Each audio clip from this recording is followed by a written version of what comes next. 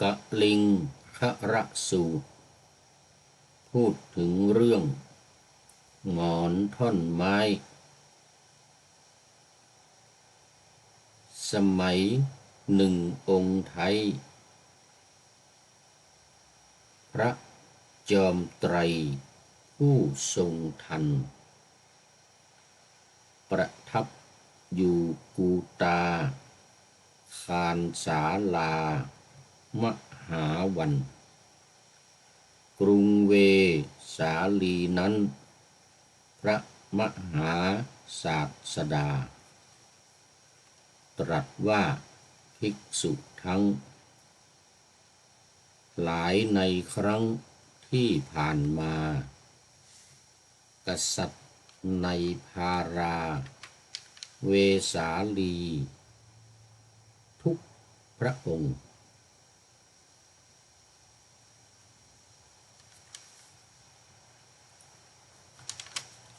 กษัตริย์ฤชวีมีหมอนไม้เอาไว้ทรงหนุนพระเศียรและโปรงพระเกศาด้วยมีดโกนเป็นผู้ไม่ประมาทรองพระบาทด้วยไม้โกนมีความเพียรอดทนในการศึกษาเล่าเรียนส่วนพระเจ้าอาชาติศัตรูกะภายหน้าภิกษุทั้งหลายอนาคตจักเป็นสุขุมาลชาติมือสะอาดอ่อนนุ่มเย็น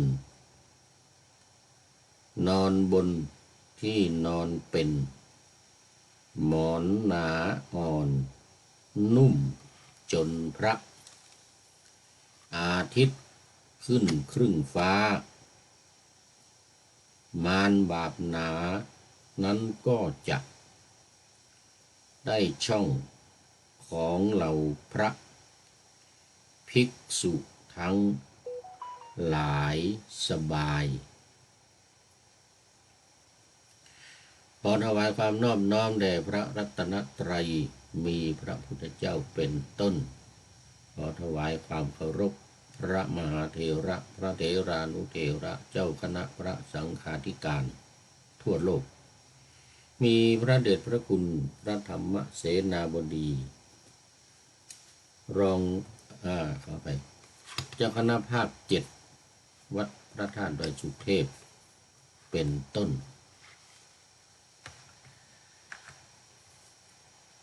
และขออำนวยพรแด่ท่านผู้ฟังท่านผู้ชมสาธุชนพุทธบริษัททั้งหลายวันนี้รายการพระไตรปิฎกลอยฟ้าก็ลอยมาจากวัดพระธาตุดอยสุเทพเยอรมนีเหมือนเดิม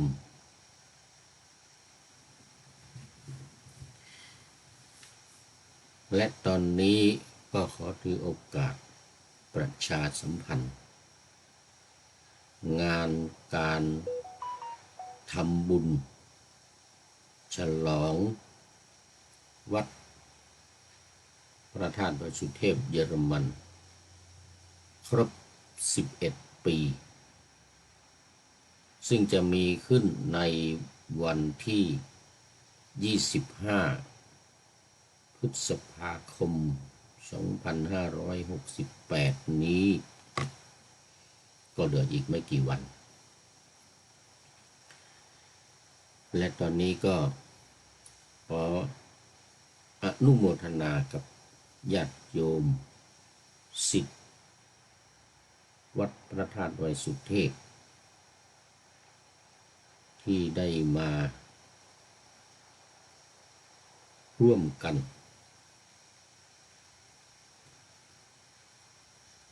จัดกิจกรรมทำบุญดังกล่าวโดยเริ่มมาเป็นเดือนแล้วถ้าพูดถึงว่าคุยกัน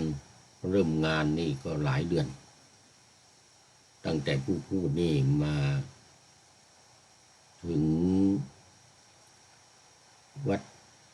พระธาตุดอยสุเทพเยอรมันนี่ใหม่ๆเมื่อตอนเดือนมกราคม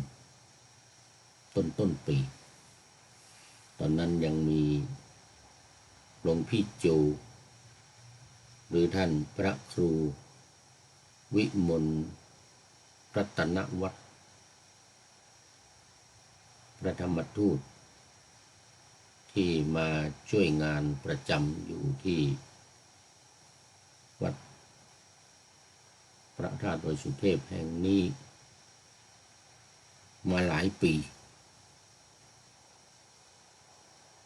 เรียกว่าตั้งแต่ต้นการก่อกำเนิดสร้างวัดเลยทีเดียวตอนนั้นได้มาร่วมกับท่านพระครูวิเทศขันตยาภรณ์ตอนมาหาซื้อที่ซื้อทางในการที่จะสร้างวัดเห็นโยมปุ๊กกับโยมโก้จากฮอลแลนด์หรือเนเธอร์แลนด์เนี่ยนะนู่นอัมสเตอร์ดัมเล่าให้ฟังว่าพากันมาหาซื้อที่ซื้อทางตั้งแต่โน่นน่ะไปหาถึงในยุโรปอเมริกาหลายแห่งนะแต่มาได้ที่นี่ มาได้ที่นี่คือที่ฮินชินบักนี่เขตฮินชินบักถ้าเป็นบ้านเรานี่ก็ตำบลฮินชินบักอำเภอยังไม่รู้อำเภอเนี่ยจังหวัดซีเก้นเป็นจังหวัดปานกลางไม่เล็กไม่ใหญ่อยู่บนยอดเขาโอ้เหมือนกับจะมาเทียบนี่ก็เหมือนไทยเรานี่ก็เหมือนกับตำบลป่าเมี่ยงนะตำบลเทพเสด็จโน่นแถวตำบลโป่งกุ่มบนดอยสะเก็ดนั่นนะหรือไม่ก็ทางสันกำแพงแม่ออนนั่นนะเหมือนกันเลยปลูกบ้านไปตามยอดเขาเมืองซีเก้นนี่นะมาตำบลฮินชินบากนี่ก็เหมือนกันต้องข้ามภูเขาเลากามาหลายลูกนี่ก็มาอยู่ตามเชิงเขาเนี่ยตามเชิงเขาตามซอกซอยลำห้วยที่ไหลลงมาจากภูเขานี่นะ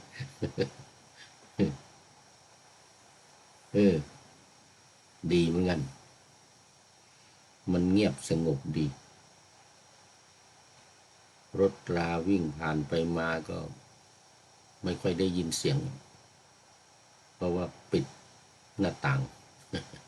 เปิดหน้าต่างก็เอาเรื่องอยู่เหมือนกันเดี๋ยวนี้มันทั้งสองข้างเลยนี่นั่งหันหน้าไปทางทิศตะวันออกนี่ข้างซ้ายก็รถยนต์ด้านขวานี่ก็รถไฟรางรถไฟสูงยิ่งกว่าที่วัดนี้อีกเพราะตามลักษณะภูมิประเทศเขาเรียกภูมิลำเนาภูมิลำเนาบนยอดบนป่าบนเขานี่นะแต่ตอนนี้ท่านพระครูกลับไปแล้วเมื่อเดือนเมษาวันที่1 เมษาที่ผ่านมาแล้วก็มีท่านอาจารย์พระมหาสมชายธีระจิตโตจากวัดพรหมวงศารามกรุงเทพมหานครเป็นพระธรรมทูตอีกรุ่นหนึ่งเห็นว่าเป็นรุ่นเดียวกันกับท่านพระครูสมุขกิตติพรผู้รักษาการเจ้าอาวาสวัดพระธาตุดอยสุเทพแห่งนี้ซึ่งมาอยู่ที่วัดนี้แล้วสัก4-5 วันที่ผ่านมาเนี่ยเกือบอาทิตย์แล้ววันนี้ก็จะไปรับไปเมืองแฟรงก์เฟิร์ตนู่นเมืองหลวงหน่อยเมืองใหญ่หน่อยรองลงมาจากเบอร์ลินจะไปรับหลวงพี่มหาสุนทรและอาจารย์ดร.ชัยวิชิตเป็นพระครูเหมือนกันแต่ลืมชื่อไปแล้วเท่าแก่แลมนแล้วมันไม่จำขอต้อนรับคุณโยมสายสมรณมัสเตนี่มาแล้วสาธุสาธุ FC ตัวจริงจากอุตรดิตถ์อิตรดุษนะสาธุสาธุสาธุนะที่เมืองไทยกำลังอยู่บนกระหม่อมแดดแต่ทีนี้เขาเรียกกระหม่อมแดดเที่ยงวันนี่นะที่บ่ายโมงบ่าย2นี่ยังร้อนเห็นว่าวันนี้ดูท่าทางจะ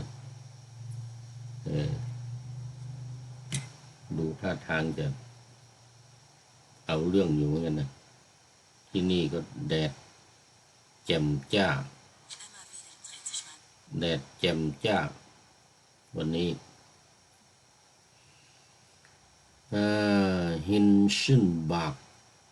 11 องศาแดดออกเหมือนกันนะมีเมฆอยู่ประมาณสัก20-30 ก้อนเล็กๆแล้วก็สูงสุดวันนี้เดี๋ยวตอนบ่ายๆก็18 องศา18 องศานี่นะโน่นตอน5 โมงเย็นนู่นสูงสุดตอน5 โมงเย็นท้องฟ้าแจ่มใสแล้วไปในตอนกลางคืนต่ำสุด6 องศาเมื่อวานที่ผ่านมานี่3 องศาผ่านมาเมื่อวานนี่3 องศา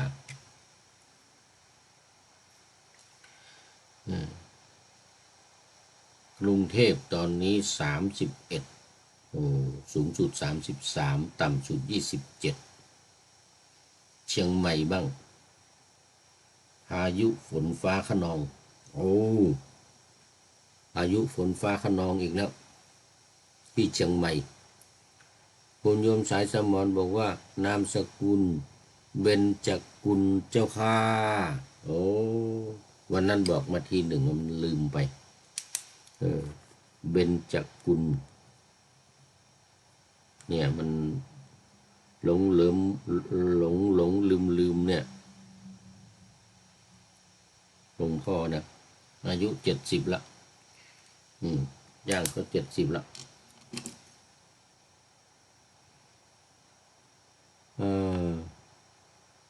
ของพ่อเคยพูดไว้ว่าเป็นลูกผู้หญิงไม่สามารถที่จะครองนามสกุลพ่อได้แต่ลูกทำได้แล้วนะปัจจุบันโอ้สาธุสาธุเดี๋ยวนี้กฎหมายเขาไม่ค่อยไม่เคร่งครัดอนุญาตให้ใช้นามสกุลตัวเองพ่อตัวเองได้แม้แต่งงานแล้วก็ตามมีสามีแล้วไม่ใช้นามสกุลสามีก็ได้แต่เป็นการให้เกียรติตามประเพณีก็ใช้นามสกุลของสามีเป็นประเพณีมาอย่างนั้นแต่ไม่ใช้ก็ได้ไม่กฎหมายไม่บังคับเหมือนกันทั่วโลกแถวเยอรมันนี่ก็เหมือนกันนะโอ้สาธุสาธุตอนนี้ใช้ได้แล้วณปัจจุบันนี้โมทนา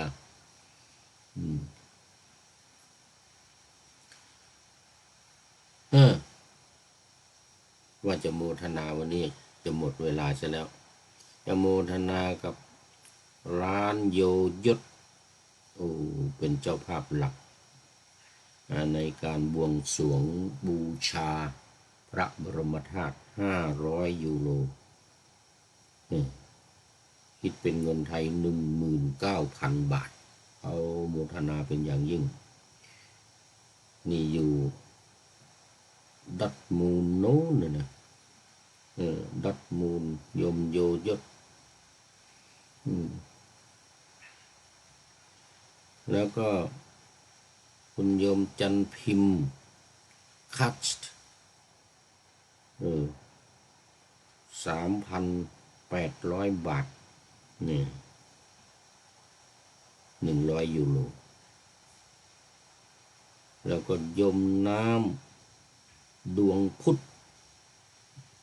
และโยมหวานอีก 3,800 100 ยูโร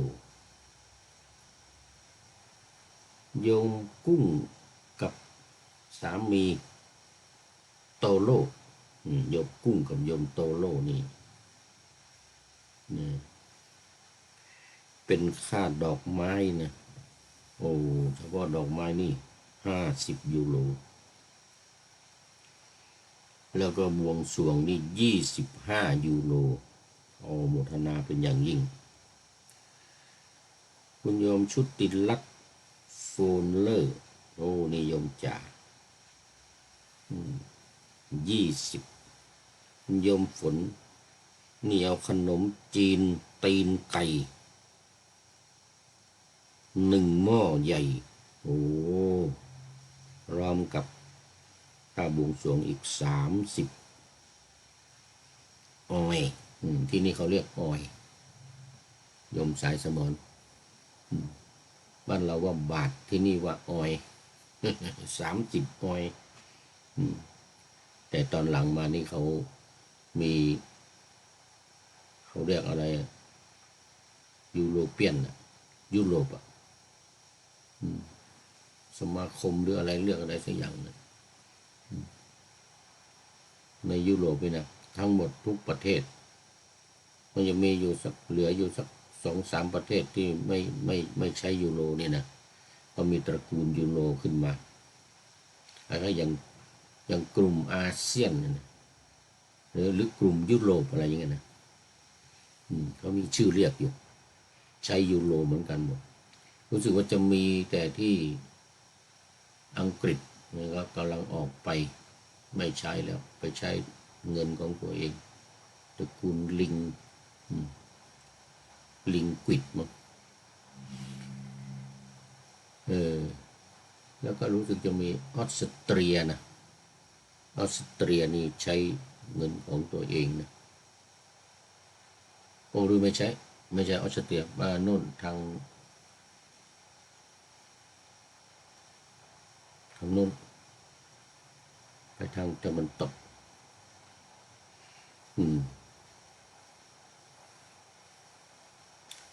แล้วก็มีคุณโยมเกตแก้วอีก20คุณโยมนิกหรือโยมวันนียาศิกษะอันนี้50พร้อมกับโรงทานแกงไตปลาส้มตำหมู3 รสแล้วก็ปอเปี๊ยะทอดโอ้โหปอเปี๊ยะทอดอร่อยมากก็มีอีกจำนวนมากคุณยมปราณีนี่ยมนางนี่ก่อน50พร้อมกับเส้นก๋วยเตี๋ยวอีก1 ลังแล้วก็ลูกชิ้นมาอีก10 กิโลโอ้โหโมทนาเป็นอย่างยิ่งเอาไว้ก่อนมีจำนวนมากมายก่ายกองเลยรวมทั้งชุดนางลำครัวครูอินนี่ก็พร้อมกับสิทธิ์วัดพระธาตุนี่ก็อะไรอีกตะโก้อย่างนี้กำลังทำกันใหญ่เลยตะโก้นี่มาสู่เนื้อหาสาระของธรรมะกันนะเดี๋ยวมันจะหมดเวลาวันนี้ก็ปักหน้าธรรมะไว้แล้ว1 สูตรปักหน้าธรรมะไว้แล้ว1 สูตรเอาโมทนากับญาติโยมแล้ววันหลังจะได้เอามาอ่านเพิ่มเติมอีกวันนี้เป็น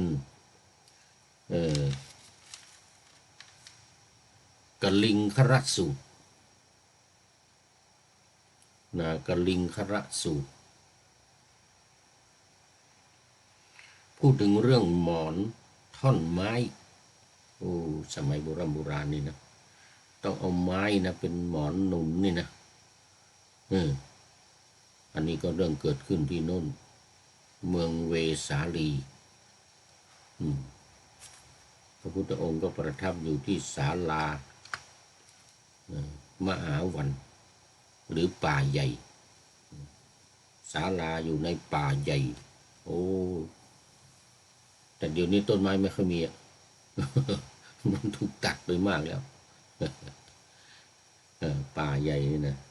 ศาลาป่ามหาวันนี่นะขอต้อนรับคุณโยมธรรมชาติสัจธรรมกราบนมัสการขอรับพระครูจารย์โมทนาสำนวนของนครศรีธรรมราชมาแล้วพระครูจารย์ไม่ใช่จานข้าวนะอันนี้อาจารย์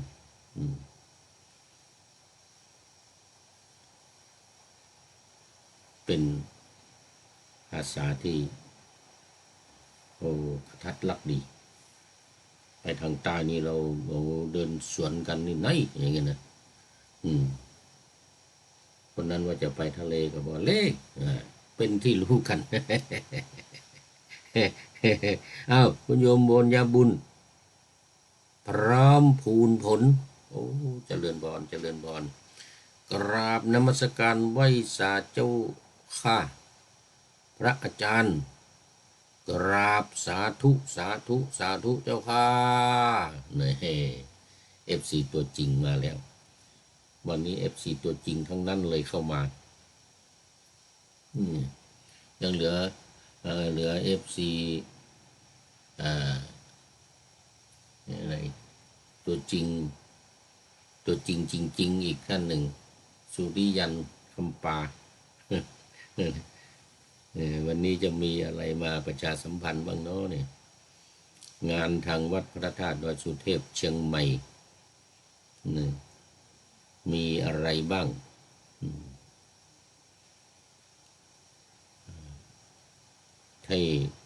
ที่วัดพระธาตุดอยสุเทพเยอรมนีว่าไปแล้วเราทางเชียงใหม่บ้าง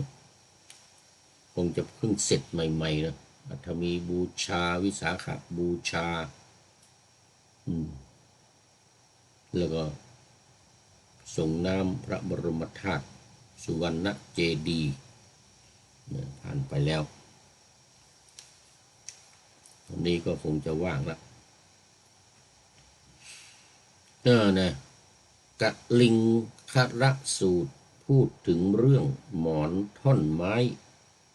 สมัยหนึ่งองค์ไทยพระจอมไตรผู้ทรงธรรมนี่ก็คือธรรมะนะสะกดไว้ก็หน่อยให้มันเข้าสัมผัสข้างหน้าประทับอยู่กูตาคานศาลามหาวันกรุงเวสาลีนั้นพระมหาศาสดาตรัสว่าภิกษุทั้งหลายในครั้งที่ผ่านมากษัตริย์ในภาราเวสาลีทุกพระองค์กษัตริย์ลิชวีมีหมอนไม้เอาไว้ทรงหนุนพระเศียรและปลงพระเกศาด้วยมีดโกนมีดโกนนี่มีมาถึงสมัยโบราณนะสมัยโบราณแล้วก็หมอนไม้นี่เขาเรียกว่าพระขเนยมีพระขเนยพระขเนยไม้ในนี้ความจริงเป็นภาษาโบราณนะภาษาโบราณของไทยเราสมัยที่ประเทศเขมรเนี่ยที่ยังไม่แยกออกไปเนี่ยนะอยู่รวมกันในประเทศไทยเนี่ยสมัยนั้นเขาเรียกสยามนะขเนยเนี่ยเป็นภาษาเขมรภาษาขอมโบราณเขาเรียกว่าภาษาขอมอักษรขอมก็ในสยามเรานี่แหละขเนยเป็นคำพูดที่ใช้กันทั่วไปเลยแต่ในประเทศไทยปัจจุบันเอามาเป็นภาษาราชาศัพท์เรียกว่าพระขเนย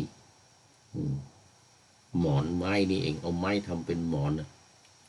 เอาหนุนทั้งพระบาททั้งพระเศียรทั้งพระบาทคือหนุนหัวหนุนเท้านี่โบราณเขานอนนี่จะต้องเอาเท้ายกเท้าขึ้นไม่ให้เลือดลงไปไม่ให้น้ำลงไปตื่นขึ้นมาแล้วก็ลุกขึ้นเดินสบายแต่ถ้าไม่หนุนหมอนให้เท้านี่นะตื่นขึ้นมานี่ต้องซึกซักลุกไม่ค่อยขึ้นนะเพราะมันหนักเท้ามันหนักเท้าถ้าให้หนักให้เท้าเบานี่นะก็ต้องมีหมอนหนุนไว้แต่หมอนนั้นเป็นไม้ในสมัยโบราณ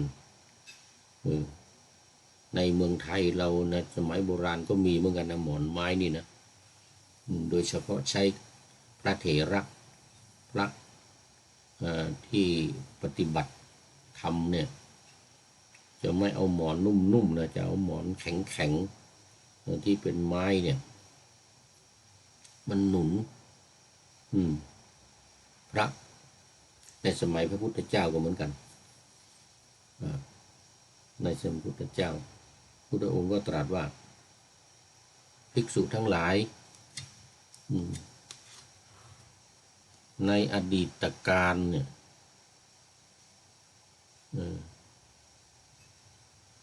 พร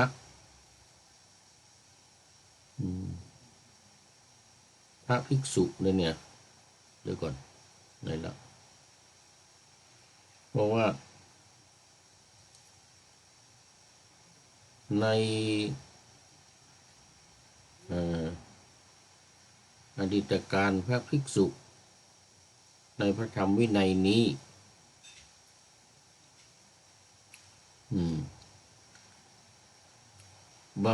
มาใช้หมอนไม้หนุนศีรษะและเท้าเป็นผู้ไม่ประมาทมีความเพียรเครื่องเผากิเลสในการบำเพ็ญเพียรอยู่ มารผู้มีบาปจึงไม่ได้ช่อง ไม่ได้โอกาสของภิกษุเหล่านั้นเนี่ยอันนี้คือสมัยพระพุทธเจ้าพระพุทธเจ้าทรงบรรทมนี่ก็ใช้พระขเนยไม้เหมือนกันใช้พระขเนยไม้ทั้งพระเศียรทั้งพระบาทเนี่ยภิกษุทั้งหลายก็เหมือนกันเข้ามาบวชแล้วเนี่ยก็ใช้หมอนไม้นี่แหละหนุนศีรษะหนุนหัวและเท้าอย่าลืมหนุนเท้าด้วยนะเหมือนผู้พูดนี่ตอนมาใหม่ๆนี่มันนั่งจัดรายการเนี่ยนั่งย้อนแข้งเดี๋ยวนี้นี่ยกขึ้นแล้วนี่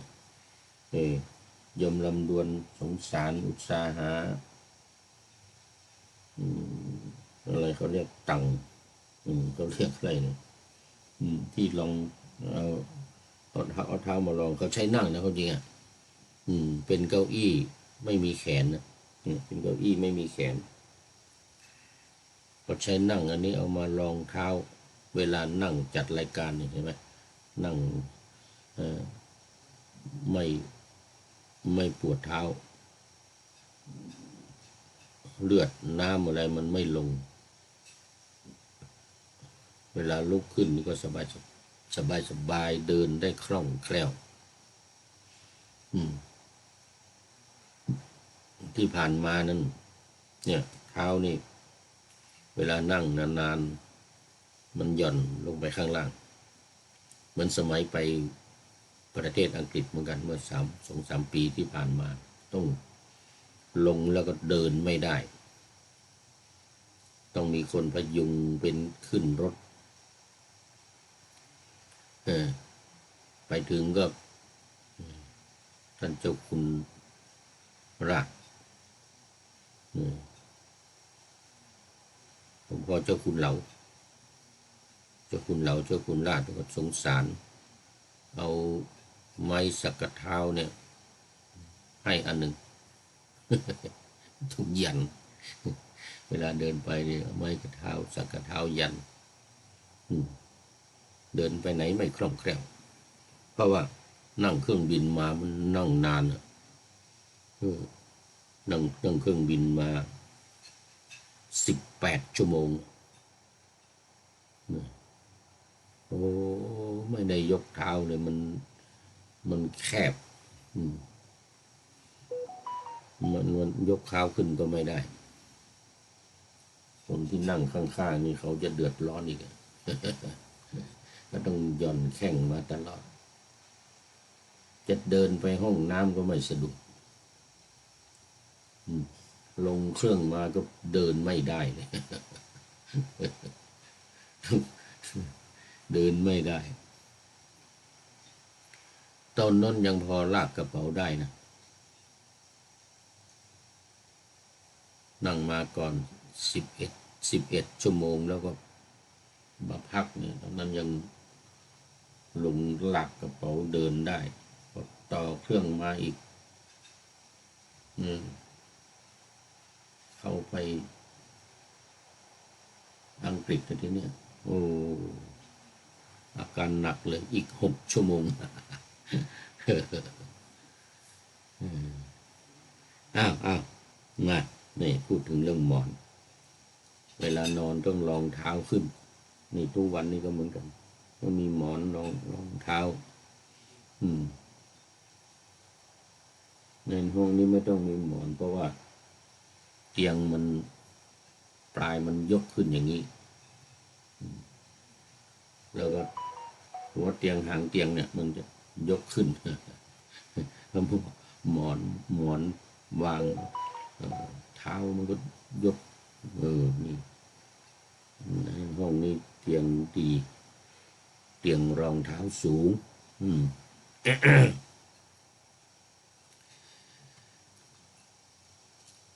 กษัตริย์ฤทธิ์ชวีมีหมอนไม้เอาไว้ทรงหนุนพระเศียรและปรุงพระเกศาด้วยมีดโกน เป็นผู้ไม่ประมาทรองพระบาทด้วยไม้โกรนมีความเพียรอดทนในการศึกษาเล่าเรียนแต่พระองค์ก็ตรัสว่าในอนาคตในอนาคตกษัตริย์ฤชวีเนี่ยจะเป็นกษัตริย์ที่สุกุมารชาติ มีฝ่าพระบาท และพระหัตถ์อ่อนนุ่มบรรทมบนที่บรรทมมีพระขนยหนาอ่อนนุ่มแล้วก็นอนจนดวงอาทิตย์ขึ้นพระเจ้าอาชาติศัตรูเวเทหิบุตร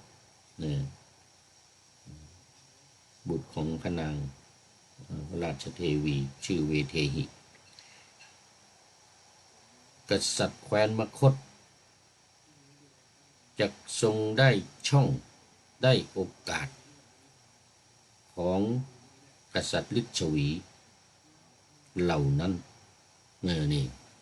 ได้ช่องได้โอกาสก็คือว่าสามารถเข้าตีได้ก่อนหน้านั้นไม่ได้ตั้งแต่สมัยพระเจ้าพิมพิสารมาไม่สามารถเข้าไปตีกษัตริย์ฤชวีได้เพราะว่านอนหนุนท่อนไม้มีความไม่ประมาทศึกษาเราเรียนศิลปะวิชาการอะไรมีความสามัคคีกัน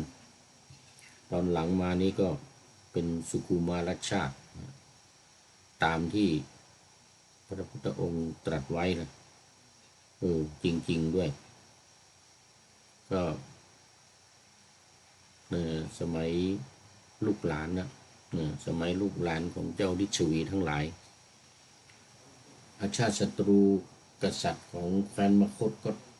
ไปตีชนะครองเมืองเวสาลีด้วยเมืองปาตลิบุตรด้วยเมือง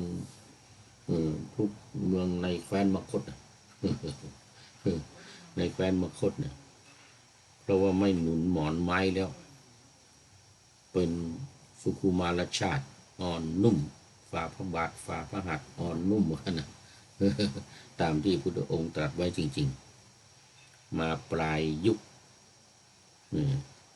ก็ถูกพระเจ้าอาชาติศัตรูนี่ยกกองทัพไปตีแตกไปตีแตกแล้วก็มาเทียบกับภิกษุทั้งหลายที่ว่าเมื่อกี้นี้ในสมัยพุทธกาลนะสมัยแรกก็หนุนหมอนท่อนไม้เหมือนกันทั้งเท้าทั้งหัวแต่ในอนาคตพระพุทธเจ้าตรัสไว้ตอนนั้นนะในอนาคตก็จะเป็นพระที่สุขุมารชาติสุขุมอ่อนโยนอ่อนนวลเท้ามือเท้าอ่อนนุ่มนอนบนที่นอนหนาอ่อนนุ่มเย็นสบายนี่เย็นสบายบอกว่า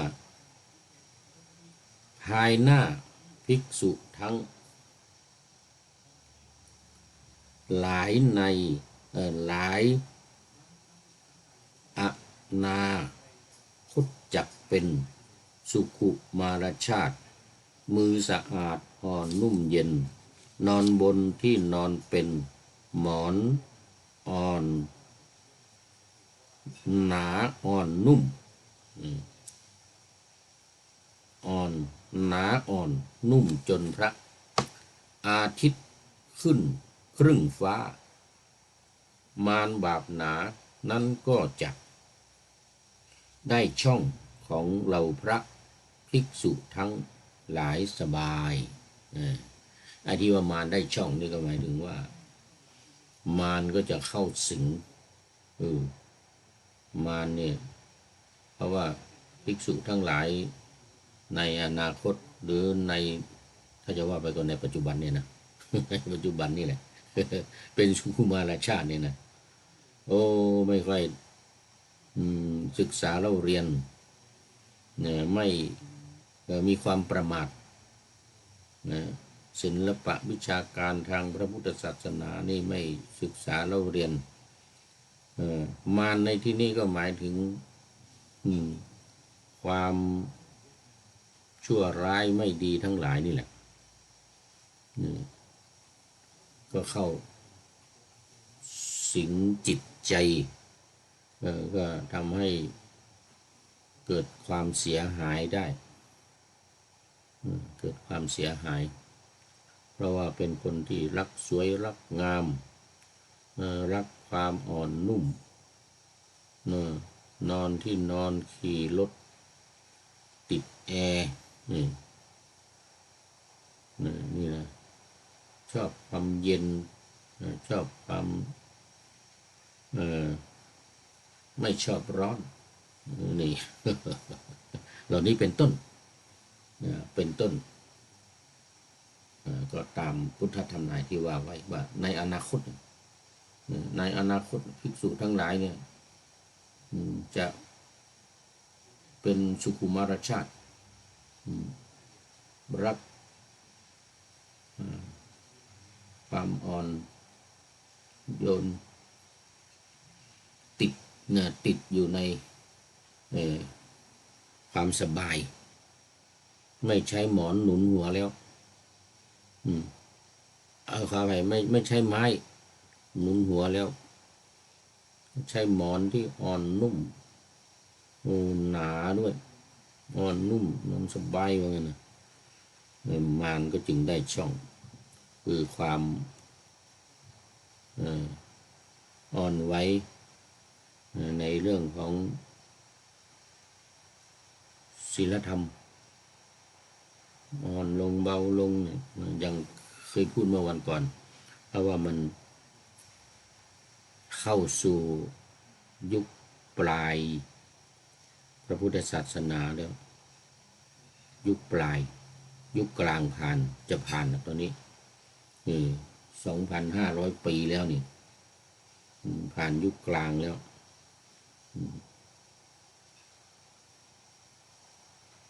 ก็600 ปี700 ปีไปถึง1,000แต่ถึง 3,000 นี่ก็เกินแล้วแต่ศาสนายังอยู่นะคำสอนของพระพุทธเจ้ายังอยู่เพียงแต่ว่าคนเนี่ยสาวกทั้งพระภิกษุสงฆ์สามเณรภิกษุณีสามเณรีแม่ชีทั้งหลายกำลังก็อ่อนลงถูกมารเข้าครอบงำมันนี่มีขันธมารกิเลสมารทั้งหลายเทวปุตตมารเข้าครอบงำก็ทำให้ละเลยต่อหน้าที่ละเลยต่อการศึกษาเล่าเรียนพระไตรปิฎกรายการพระไตรปิฎกลอยฟ้าอย่างนี้จะไม่มีแล้วในอนาคตการจะมีคนเอาพระไตรปิฎกมาอ่านนี่หายากโน่นเอาไปใส่ในตู้เก็บไว้ปิดอย่างดีปิดอย่างดีนี่ผู้พูดนี่พยายามจะเอาออกมานะให้โยมบุญญาบุญโยมเนาะญาติโยมทั้งหลายได้รับฟังนะได้รับฟังแล้วในอนาคตจะไม่มีนี่ในตอนนี้ยังมียังดีอยู่ยังมีอยู่ยังมีรายการพระไตรปิฎกลอยฟ้านี่อยู่ในอนาคตไม่มีแล้วมารจะได้ช่องเลยเนี่ยมารได้ช่องเข้าสิงเนี่ยนั้นพระพุทธองค์ก็จึงตรัสว่าภิกษุทั้งหลายเพราะเหตุนั้นเธอทั้งหลายพึงศึกษาอย่างนี้ว่าเราทั้งหลายจัก ใช้หมอนไม้หนุนศีรษะและเท้าเป็นผู้ไม่ประมาทมีความเพียรเครื่องเผากิเลสในการบำเพ็ญเพียรอยู่เธอทั้งหลายพึงศึกษาอย่างนี้โอ้พระพุทธองค์เตือนมาตั้งแต่เมื่อ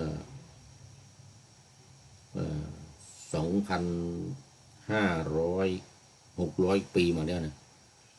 ตอนนี้มัน2,600แล้วบวก2,568บวก45ที่พระพุทธองค์ตรัสรู้ใหม่ๆนะบวก45เข้าไป68โนเป็น2,600 5บวก8เป็น1313 ปีแล้ว2,613 ปีนี่ไม่ใช่ธรรมดานะนี่เกินครึ่งมาแล้วนี่เกินครึ่งพุทธกาลมาแล้ว5,000 ปีนี่ไม่มีเลยนะญาติโยมทั้งหลาย5,000 ปีนี่ที่ว่าผ้าเหลืองห้อยหูเนี่ยเป็นเครื่องหมายของพระนี่ไม่มีเลยหลุดหมดเลยไม่มีใครเคารพนับถือพระธาตุนี้จะขึ้นไปอยู่บนเกศแก้วจุฬามณีอย่างที่เล่าให้ฟังเมื่อวันก่อนนี่เป็นอย่างนั้นเพราะฉะนั้นก็พึงศึกษาพึงปฏิบัติพึงเราเอาไม้มาหนุนหัวหนุนเท้าเป็นผู้ไม่ประมาทมีความเพียรเผากิเลสแล้วก็มาบำเพ็ญเพียรอยู่ให้บำเพ็ญเพียรอยู่อย่างตอนนี้ผู้พูดเนี่ยไม่ได้อวดนะไม่ได้อวดตัวนะลางานออกมาแล้วหลายปีแล้วเนี่ย7-8 ปีแต่ไม่ถึงกับหนุนหมอนไม้เนี่ยมันไม่มีตอนเนี้ยมันไม่มีหมอนไม้ไม่มีแต่ก็ลองให้สูงขึ้นปลายเท้าเนี่ยนะ80%เนี่ยบำเพ็ญเพียร